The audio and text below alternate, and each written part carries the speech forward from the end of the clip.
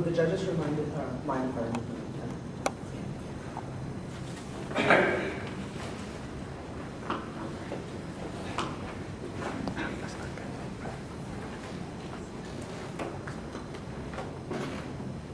Are the judges ready?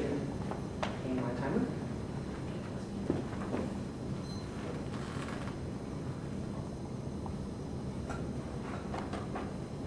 Step right up, ladies and gentlemen, and welcome to the show. I'll be your host, the great Brandini. In these next 10 minutes, I'm going to be giving you just a glimpse into the wonderful world of magic.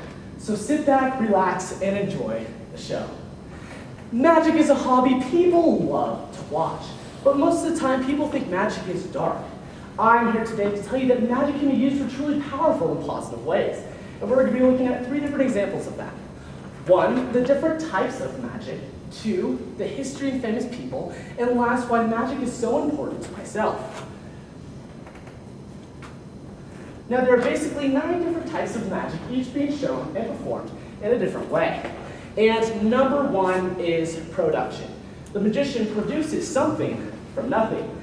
Now I'm going to take this box empty, with just waving my hand, snap and a blow, I can pull out handkerchiefs.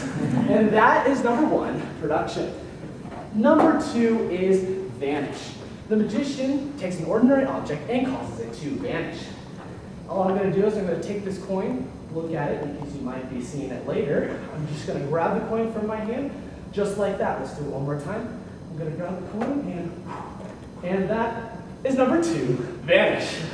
Number 3 is transformation. The magician transforms an object into something else. Now, I'm really not digging this red tie or this blue shirt, so let's see what I can do.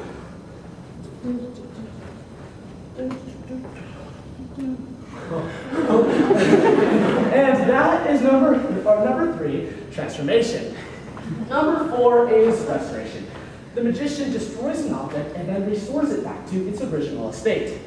Now, if I were to take this open deck of playing cards and reseal it, that'd be pretty cool, huh?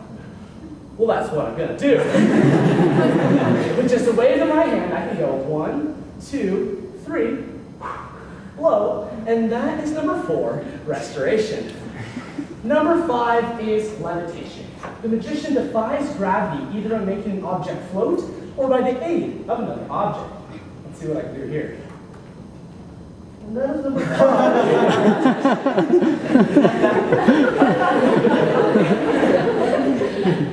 Number 6 is prediction. The magician predicts the choice of a spectator or the outcome of an event under seemingly impossible circumstances. Now, since I'm an amateur magician, I can't really do this. But what I can predict is that you will all like my speech. And that is number 6, prediction. Now, when it comes to school, history isn't all that I can say my favorite. When it comes to magic, history can be very interesting. Now, in 1922, Harry Houdini became widely known as the Handcuffed King. Houdini would challenge police to restrain him in shackles and lock him in their jails. And he would, of course, escape. And that is number 7, escape. The magician is tied down with a restraining device and, of course, escapes safely. Now, Harry Houdini usually carried concealed lockpicks or keys. He could also regurgitate small keys at will.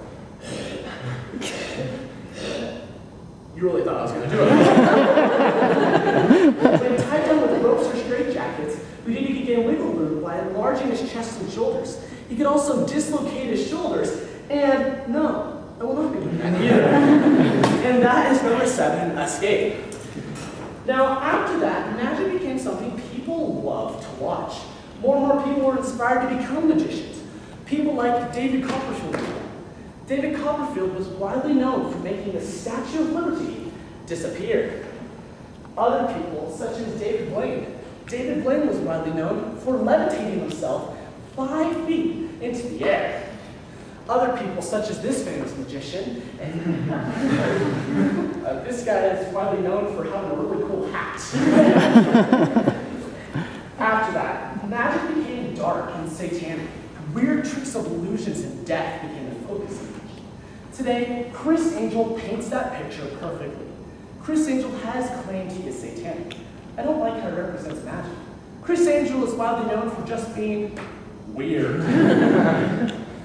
I have a great example of this person named Danny Ray. A former youth pastor, Danny Ray is my favorite magician. He is not only amazing with his tricks of the trade, but he is a strong Christian and has dedicated his life to youth and traveling around the country. In his tricks, he usually shares a message about God's love and compassion. Some of his magic is absolutely unreal. This original routine with cups and balls was performed by Paul Gertner, but Danny then came up with his own version of the trick, and this will be the trick I'll be performing today. And now, the moment we've all been waiting for. You've probably seen the cups and balls done many times with a little red foam ball, like this. But since you can only see it and you can't hear it, I'll be performing this with a steel ball bearing, where you can see it and hear it. Now here's the message I want you to walk away with. In John 15:5, it says, I am the vine, you are the branches. If you remain in me, you'll bear fruit. But if you don't remain in him, you won't bear any fruit at all. So instead, remain in him, and in him you'll make much fruit. And that is number 8, teleportation. The magician is teleports an object from one place to another. And last but not least, number 9 is penetration. The magician penetrates an object through solid steel. Let's see an example of that. Need my magic wand here. Let's see here. All I'm going to do is I'm going to take this ball, I'm going to place it in my hand, and then it disappears and appears underneath my cup. One more time. One more time. That's 1, 2. One more time. That's 1. That's 2. Take the ball, I'm going to place it in my hand, and it disappears and appears underneath the cup. That's 3 cups and 3 balls, ladies and gentlemen. Now we can go ahead and put all the balls away. Nothing underneath the cup, take the ball, place it in my hand, I'm going to put it in the pocket. Nothing underneath the cup, take the ball, place it in my hand, I'm just going to put it in the pocket. Nothing underneath the cup, take the ball, I'm just going to place it in my pocket.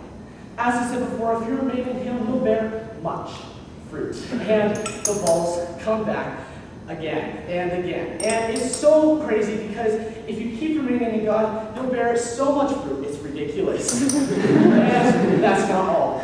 God says if you stay connected with him, you'll bear big fruit. Not just big fruit, but still metal ball fruit. And not just steel metal ball fruit, but real fruit. As you can see, I shared the awesome message through magic. Now, why is magic so important to me?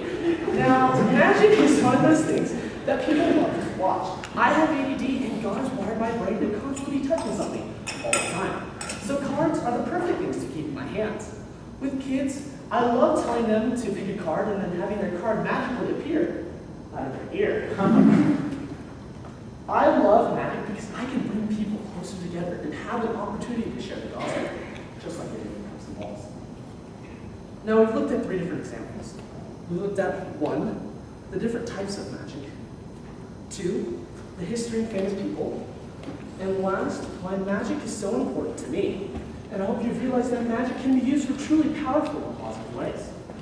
But you may be sitting here and asking yourself, is he done? Is that it? Well, what is this orange still doing on the table? Every good magician from the movie The Prestige knows 3 parts to a good trick. The first part is called the pledge. The magician takes an ordinary sign, an orange, for instance. The second act is called the turn. The magician takes that ordinary something and makes it do something extraordinary. Now, you're looking for the secret, but you won't find it because you're not really looking. You don't want to know. You want to be fooled. That's why every magic trick has a third act. It is the hardest part. It's the part we call the prestige. Thank you.